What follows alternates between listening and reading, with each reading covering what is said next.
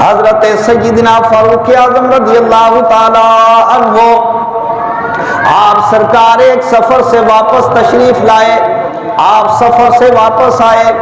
آپ سرکار سفر سے واپس آئے، گرد و غبار اڑی، آپ نے کپڑے کو اٹھا کر اپنے چہرے کے اوپر رکھ لیا۔ نبی پاک صلی اللہ علیہ وسلم سرکار نے فرمایا اے عمر کیا ماجرا ہے، کپڑے کو اپنے منہ کے اوپر کس واسطے رکھا،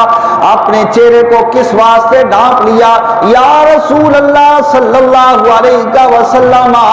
میں نے گرد و غبار سے اپنے آپ کو بچانے کے لیے اپنا چہرہ ڈھانپ لیا، یہ گرد و غبار اندر جا کر بیماری نہ پیدا کر دے۔ میرے آقا نے فرمایا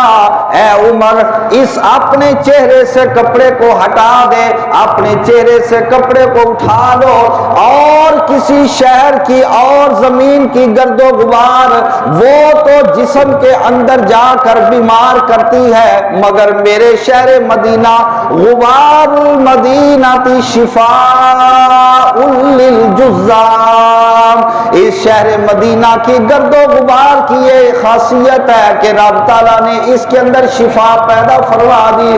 یہ کسی بیمار کے سانس کے ذریعے اندر چلی جائے تو جا کر بیمار نہیں کرتی، بلکہ پہلی بھی بیماری ختم کر کے بندے کو تندرست کر دیا کرتی ہے۔ اس شہر پاک کی گرد و غبار اور دوسرے شہروں کی گرد و غبار کے اندر بڑا فرق ہے، اور شہر کی گرد و غبار بندے کو بیمار کر سکتی ہے،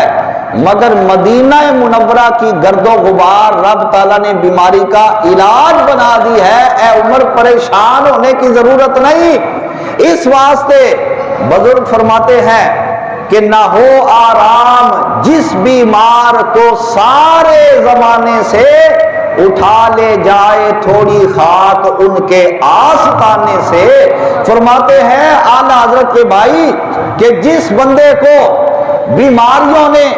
اس طرح گھیر رکھا ہو، سارے زمانے کے طبیبوں سے علاج کروا چکا ہو مگر افاقہ نہ ہوا ہو، سارے زمانے کے طبیب جہاں زور لگا لگا کے تھک ہار مان کر بیٹھ گئے ہو،